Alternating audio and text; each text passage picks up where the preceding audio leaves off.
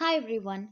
In today's session, we will be starting the new unit that is of Unit 8. In Unit 8, you will be studying about taxonomic evidence. Okay, so taxonomic evidence in relation to the palynology, cytology, phytochemistry, as well as the molecular data.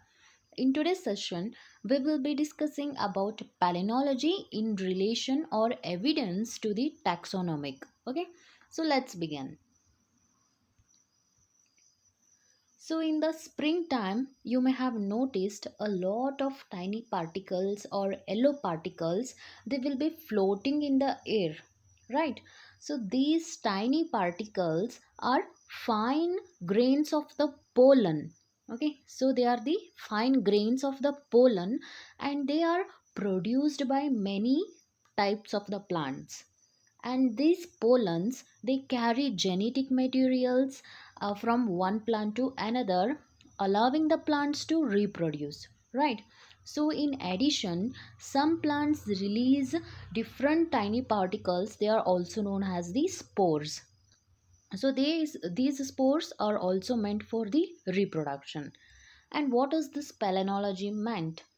So, palynology means it is the branch of biology that studies the tiny particles like pollen and spores. Okay, so palynology, it is the branch of biology that studies about the tiny particles like pollen grains as well as the spores. And studying the pollen and spore produced by the plant, it tells us a lot about the plant and themselves means about the pollens as well as the spores.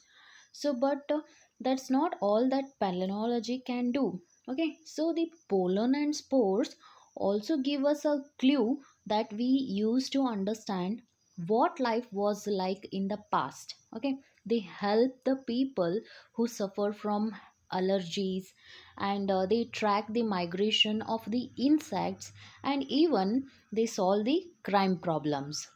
Okay, so the palynology, the studies of the pollen and spores which are produced by the plants. Okay, so it has many interesting applications, from crime sense analysis to understanding the diets of the ancient people. So the pollen grain, the morphology plays an important role in classification. So as the pollen and spores are produced in large numbers and dispersed over large areas by the wind and water. Okay, so these pollen grains or the pollens, they are produced in large numbers and they are also dispersed over the large areas by the wind as well as the water. Their fossils are recoverable in statistically significant assemblage in a wide variety of sedimentary rocks. Okay, sedimentary rocks means what? So the sedimentary rocks are, they are formed from the pre-existing rocks, or they are formed from the species of once lived organisms. Okay, so they form the pollen and spores, which are highly resistant to decay and physical alterations, and they can be studied in much in the same way as the components of the living plants. Right. So the earliest reported observations of the pollen under the microscope are likely to have been in 1640s by the English botanist known as the Nehemiah Grew, who described the pollen and stamen, and concluded that pollen is required for the sexual reproduction in the plants. And then the pollen and spores are prepared for their morphological studies. Okay, so how they are prepared for the morphological studies? So there are usually two methods for the preparation of the pollen and the spores for the morphological studies. Usually there are two methods. The first method is Woodhouse method. Okay, so the second method, it is named of the scientist, that is known as the Erdmann acetylysis method. So in the first method, what happens here? So it was given by the scientist known as the Woodhouse in 1935. So here in this method, the pollen grains and the spores, they are firstly treated with the alcohol. Okay, so after treating with the alcohol, then they are stained in methyl green or safranin solution. And after doing that process, they are mounted in glycerin. So, why he conducted this method is to remove the oily content of the pollen grain which is present in the exine layer. Okay, so to understand this topic, first we have to know the structure of the pollen grain. So, the structure of the pollen grain, it is having first layer, that is the exine layer, and inner to the exine layer, that is intine layer. Okay, so here you will see the vegetative nucleus, then generative nucleus, also the generative cell, and one germ pore cell. Okay, so here the oil contents which are present in this exine layer, it is removed by the Woodhouse method. Okay, so after also removing the oil content from the exine layer, the structure of the pollen grain or the spore, it remained same. Okay, so after removing the oily content from the exine, the structure of the pollen grain or the spore, it didn't change. Okay, so this in this method, it is the removing process of the oily content from the exine layer.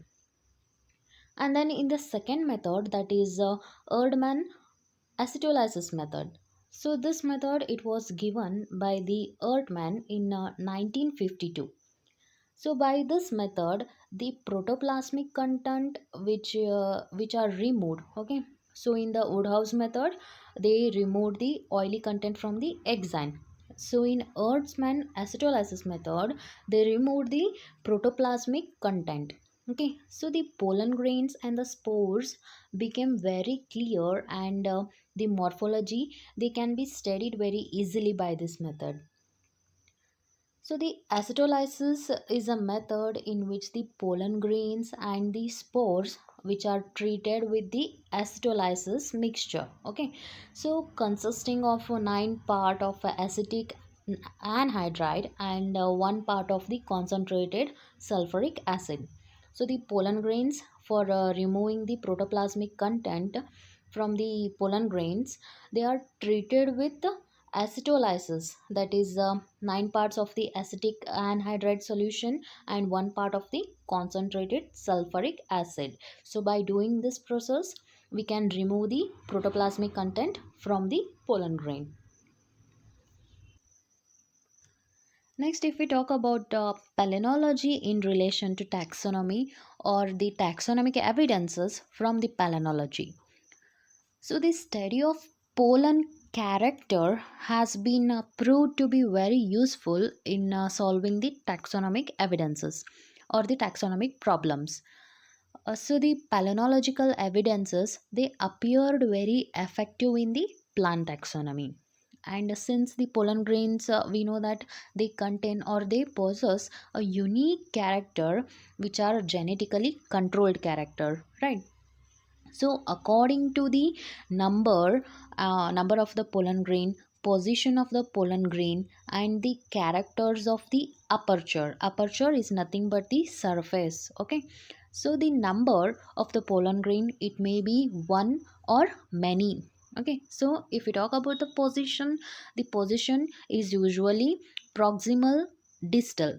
So you can see here there is a distal pole and it is a proximal pole, they are opposite poles. And the position, it may be zonal position or a globe position, right?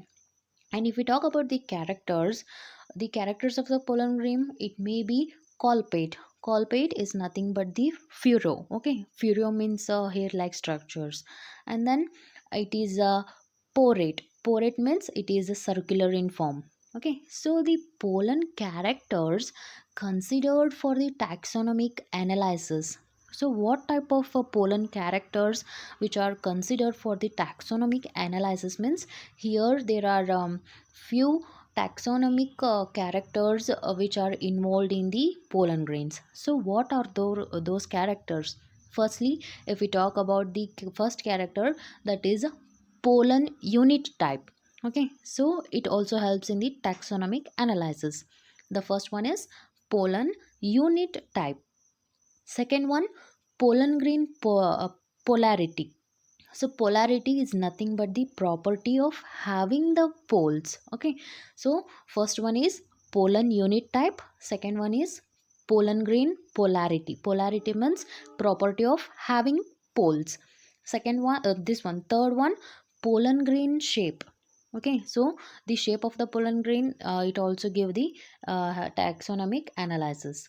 Then pollen grain symmetry. Symmetry means where something is the same on both the sides of the pollen. Okay, so something means it may be the structure or the aperture or the position.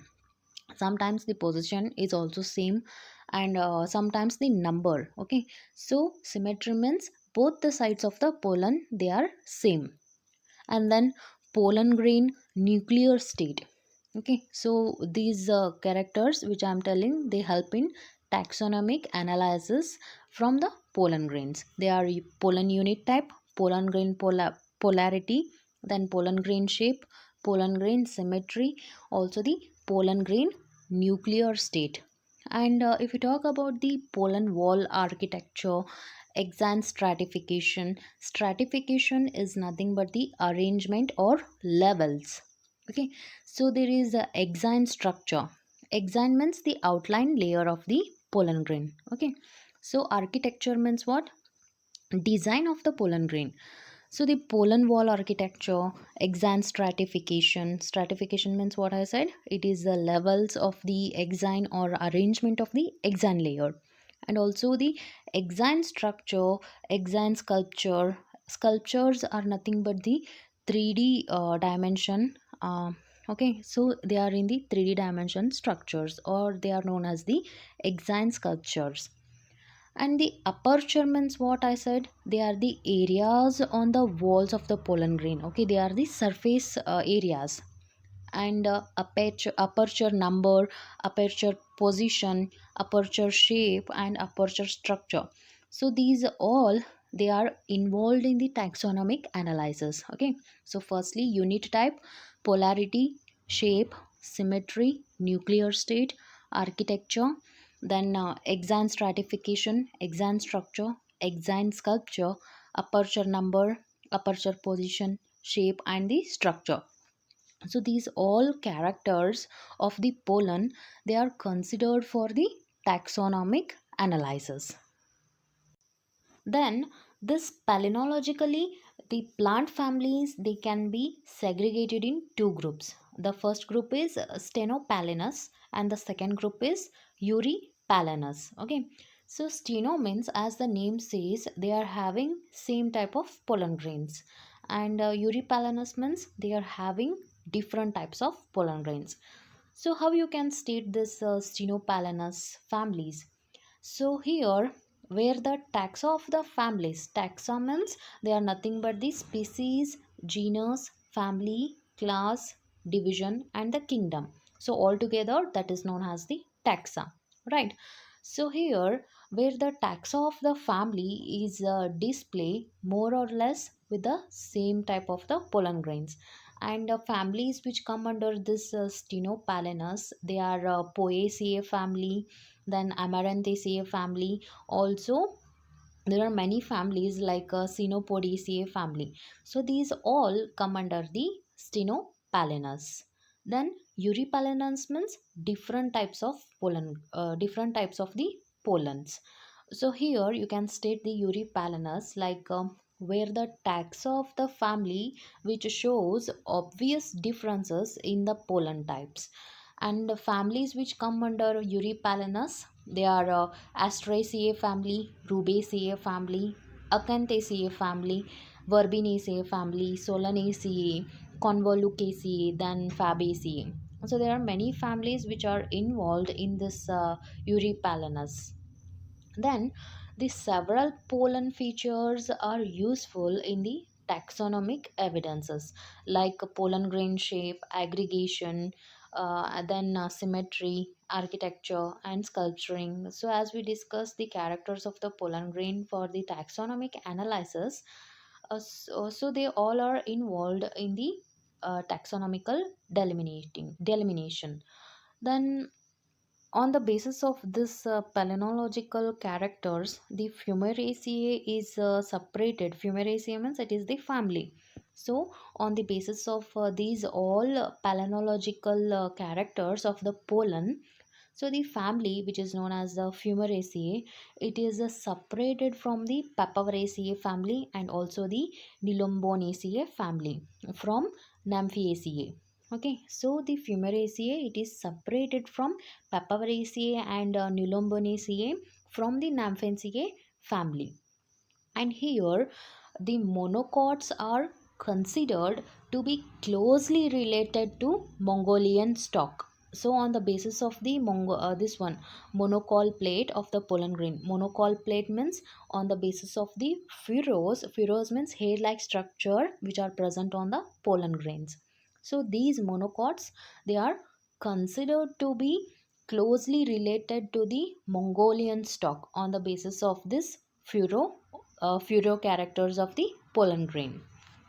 Then the Mongolian dicots, they are considered to be the ancient palynologically as compared to the Rhanelian dicot. So these Mongolian and Rhananian, also the dicots and the monocots, they are differentiated with the characters of the pollen grains also. And then the other families like Malvaceae and Bombaceae, they are separated on the basis of the exine characters. Okay, so the Malvaceae and Bombaceae they are separated from the characters of the exine, that is the outline layer of the pollen grain.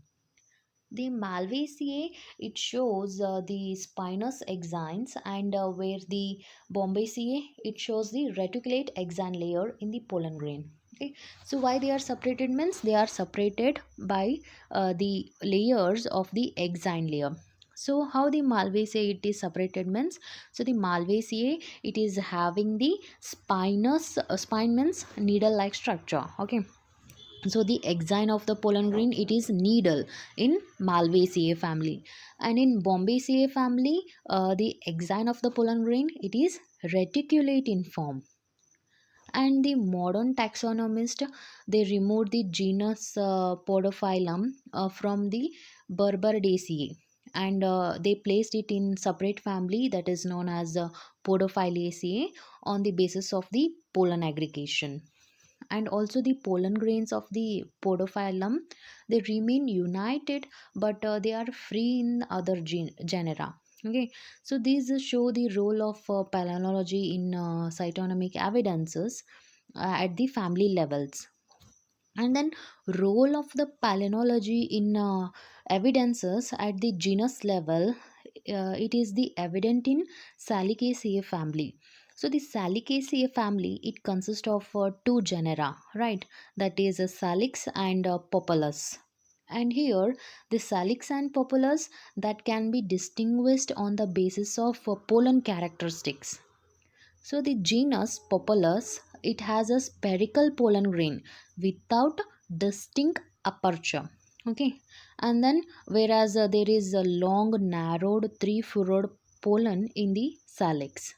Okay, so in Populus the pollen grain it is spherical, and in Salix it is having long narrowed three furrow on the pollen grains. And the pollen characters they help in differentiating the species within a single genus. Okay, so these characters of the pollen they help in differentiating the species within the single genus, right?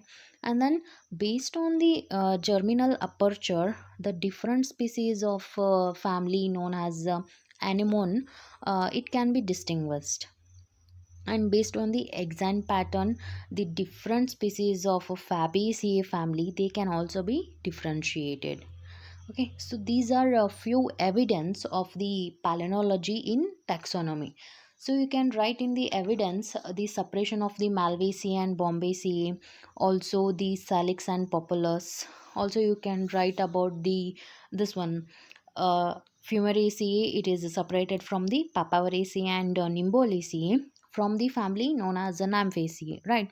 And also you can write the difference of Mongolian dicots and Mongolian monocots. So, for the evidences, first you have to remember these all characters. So, what are these characters of the pollen? Firstly, you have to understand the pollen unit type, then pollen polarity, shape, symmetry, nuclear state, architecture, and exine stratification.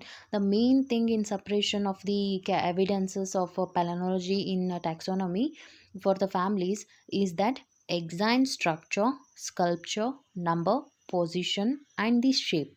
Okay, so to know the characters which help in taxonomic analysis, firstly we have to understand the characters of the pollen grain or the pollen or even the spores, right? So now, if we talk about the palynology branches, there are 9 branches in the palynology.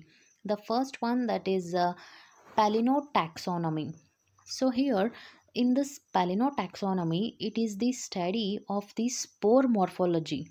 Okay, so it is the study of spore morphology of the embryophytic plant and also the pollen morphology of the seed plant. The first one, that is palynotaxonomy. Palynotaxonomy means what? Palyno means what? It is the study of the spore or the pollen grain, and taxonomy means it helps in study of embryophytic plants, right? So by combining this palynotaxonomy, so the palynotaxonomy is the study of spore morphology and also the pollen morphology. Spore morphology, where it comes under the embryophytic plants, right? And pollen morphology, it comes under the seed plant. Okay, so on the basis of the pollen morphology or a pollen morphological data of the plant families, they are divided into two groups. That is, as we know that we studied in previous slide, that is the Stenopalus as well as the Eurypalanus, right? So the Stenopalus means same types of the pollen, and Eurypalanus means different types of the pollen. And the second one, that is aeropalynology. So aero means it is the atmosphere, and this aeropalynology, it is the study of palynomorph. Palynomorph means the pollen, spores, and other bioparticles which are acid resistant. Okay, so here the aeropalynology means it is the study of palynomorph which are found in the atmosphere. Okay, so what is this palynomorph means? So palynomorph means it encompasses the pollens, spores, and the particles which are acid resistant. And these pollen grains, they have an impact on the human system. So they cause allergies on sensitive individuals, and the hay fever or the allergic rhinitis, it is best known for the allergy of all, right? So the hay fever, it is caused by the pollen grains of the Butula, which is the species name, and also the Populus and Salix, and also the Chrysanthemum. Okay, so the hay fever, it is caused by the pollen grains of these plant species which are known as Butula, Populus, Salix, and Chrysanthemum. And the allergies is also caused by the pollen grains of the Cynodon dictylon, that is the common species which is found in our area, and Amaranthus also, it is caused by the Cannabis sativa, and Cannabis sativa, it is also known as the ganja. Okay, and the symptoms of hay fever, they are sneezing, clogged nose, itching nose, throat and eye conjunctivitis, and watering eyes. And this aeropalynology, it comes under the preview of aerobiology, that includes the study of bioparticles which are present in the atmosphere, and in addition to the pollen and spores, we can say. So this is about the branch aeropalynology. And then next branch, it is known as the melisopalenology. Okay, so the melisopalenology, it is the study of pollen and spores present in the honey. Okay, so the melisopalenology, it is the study of pollen and spores which are present in honey.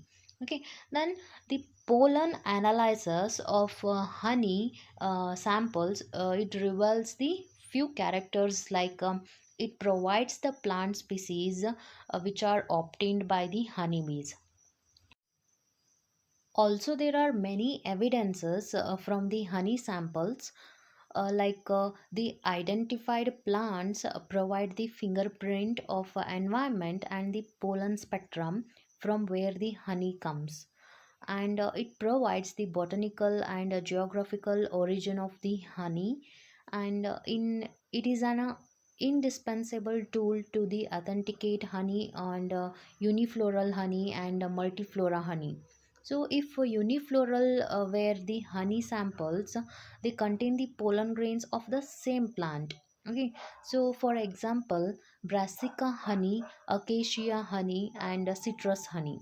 Okay, so they are made up of the single pollen grains or the same pollen grains, and it detects whether the honey sample contain the allergenic pollen grains or not, and it detects whether the honey sample contain poisonous pollen grains or not, example like datura and rhododendrons. So it identifies the pollen that are toxic to bees and cause bee poisoning, example kalmia, and also the tilia and solanum. Okay, so mesopalynology means it is the study of pollen and spores which are present in the honeybees or honey. The next one, that is a forensic palynology. Forensic palynology means it is the study of palynomorph. Palynomorph means what? It is playing a role in acid resistant. Okay, so the spores, pollens, and the bioparticles that are acid resistant are termed as the polynomorph. And forensic palynology means it is the study of palynomorph that are caused as the evidence in criminal cases or resolve other legal problems. Right. So the forensic palynology, they also include identifying and linkaging the suspect to the crime. And how this pollen and spores they help in forensic palynology? We know that pollen grains, they are abundant in the atmosphere, and this pollen and these spores, they are microscopic, and they may be unknowingly taken away or left at the crime scene. Such pollen and spores, they can be used as the evidence. Okay, so the pollen and the spores cannot be removed from the crime scene, and the sporopollenin, it is the major component of the pollen wall. Okay, so the major component which is present in the pollen wall, it is the sporopollenin. So this sporopollenin, in it forms the species specific pattern. Okay, so that in terms of the thousands year without any change in the shape and aperture and also the sculpture. So it may be an few evidence which helps in the forensic palynology. Then there comes another type branch, that is paleopalynology. So this paleopalynology, it deals with the study of fossil microorganisms. Okay, so the paleopalynology, it deals with the study of microorganisms like pollen grains, spores, marine, and freshwater algae. Also, it deals with the single-celled organisms. Okay, so the study of animals, fungal spores, algae, organic microfossils, and other organisms is also included in the paleopalynology. So how this paleopalynology, it depends on the pollen grain. So the pollen wall, it is thought that it survives better and longer than other biological material, right? So the sporopollenin, which is composed in the exine layer, and it forms a specific species pattern for the ornamentation, sculpturing, and also the pollen walls. Here, a pollen grain and its characteristic pattern also helps in the study of the palynology. And next one, that is copropalenology. Copropalenology means in Greek, copros means dung. Okay, so copros palenology is the study of paleomorphos that is present in the furrow of the pollen. Okay, so here human this one coprolite means furrow. Okay, so the human furrows is preserved in dry caves. Okay, so the pollen and spore analysis of the human coprolate means furrow, which provided the information about the diet of humans, and the pollens which help in the analysis of the herbivore furrow that provides the data and composition of the pastures of that time. And the term copropalenology also includes the pollen analysis at recent eras. And here the forensic palynologists, they determine the last date of the murder of the person by the pollen analysis of the stomach, gut, and feces. Then next one, it is this one, sorry, entomopalanology. Entomopalanology, it is the study of pollen grains that are associated with insects. Okay, entomopalanology means it is the study of pollen grains which are associated with the insects. And here this study, it encompasses the melisophyllology. Melisome means it is the study of pollen grains which are present in the honeybees. Okay, so it encompasses the melisophyllology, and the researchers on the honeybees and also the purpose of the studying entomophilology is to find the relation of the pollinators and crop yield. Okay, so the purpose of the entomopalanology is to study the relations of the pollinators and the crop yield. So it is absorbed in the apples, melons, and almonds. Okay, so the yield increases with increase of the pollinators there. So the entomopalanology means it is the study of pollen grain that are related to the insect or which are associated with the insects. Next one, that is Palinodibaris. So the Palinodibaris is the organic matter, which is also known as the OM. Okay, so it is the organic matter which is found in palynological preparation along with the palynomorphos. So palynomorphous means pollens, spores, and other biological particles which are acid resistant. Okay, so that is known as the palynomorphous.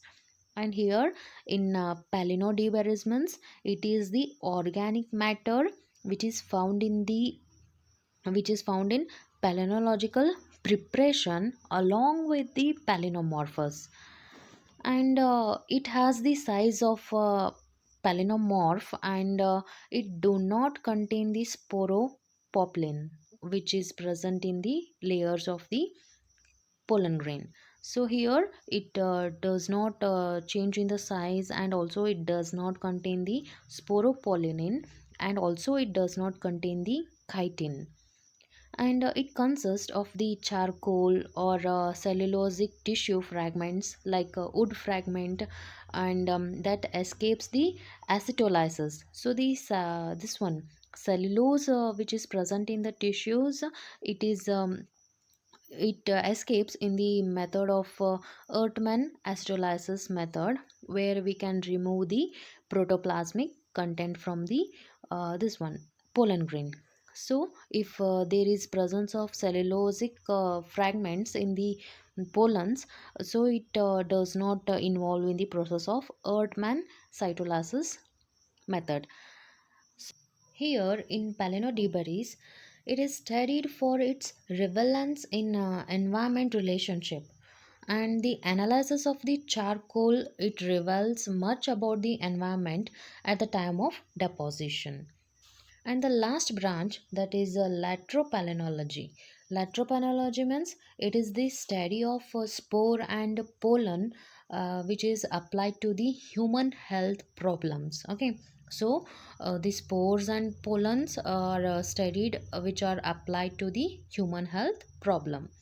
And then it is also known that the pollen and spores, they have medicinal properties also. Okay, so for example, the Arabian physician used the Lycopodium spores, which are commercially known as the vegetable sulfur, right? So for the treatment of the stomach disorders. So the Lycopodium spores, they are medicinal properties. They are used as the vegetable sulfurs for the treatment of stomach disorder. And the spores of the Adiantum, they are used for the used to cure the cough. And the pollen grains of the cycas, they have the nacoretic properties, right? And these are the nine branches of the palynology. And here you came to know in each branch which type of pollens and spores are used for the taxonomic evidences. And then lastly, we speak about the applications. So the palynology can be used to reconstruct the past vegetation, that is the past land plants, and also the marine and freshwater phytoplankton communities. And the geothermal alteration studies, they examine the color of palynomorphous. Color of palynomorphs means they are all having the pollen grains and spores and bioparticles which are acid resistant, and they are composed of organic material. Okay, so the geothermal alteration and the studies, they examine the color of pollen, spores, and also the bioparticles. And the laminology studies means the freshwater palynomorph and animal and the plant fragments, including the prasinophytes and the green algae. They can be used to study the past lake levels and a long term climatic change. That is nothing but the this one, laminology. And then taxonomy and evolutionary studies, which are involving the use of pollen morphological characters. So the source of taxonomic data, they are used for differential sorting and finding the similarities between species of the same taxa. So this is called as the palinotaxonomy. And in forensic palynology, the study of pollen and other palynomorph for the evidence at the chromosome. So here in this application, you can also imply all the branches in the applications, right? And also here you can see many people have allergic reactions to various types of the pollen. Okay, so some of the palynologists study the structure of the pollen grains to understand why the elect allergic reactions in people. And the palynologists also study the distribution of different types of the pollen during various times of the year. And this can help the allergy sufferers known when and where they must mostly like to get sick, so they can potentially avoid being the outside during those times, and they reduce their symptoms. And this is all about the palynology. Here you came to know about the palynology and pollen, spores, and structure, which structure of the pollen grain, and what type of characters of the pollen grain, which help in the taxonomic evidences. Okay, so also you came to know about the branches of palynology and applications of the palynology. I hope you guys understood well. Thank you.